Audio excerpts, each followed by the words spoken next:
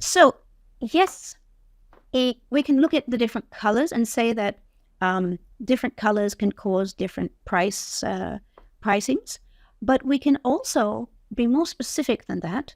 And when we look at the hue, and that's just another word for color, we want to look at the small nuances in the hue. So, for example, if I just take blue sapphire, because everybody loves blue sapphire, it's very popular. Let's look at a blue sapphire. Here we have a very beautiful blue. Some people might refer to this as a pure blue. Then we also have a violetish blue. Now, violetish blue is blue still, but it's just got a little hint of violet mixed in with the blue. And then I could also have a greenish blue. So these are very viable options that can be found pretty well anywhere.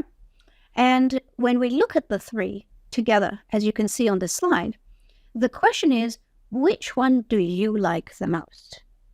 At the end of the day, when you're buying a gem, it should be personal preference. It should be the color that really speaks to you, or the color that you feel, makes you happy. And if it's the plain or pure blue that you love, then you should buy that one. If it is the greenish blue, then by all means buy that one. But please also understand that some of these nuances can make a difference in price.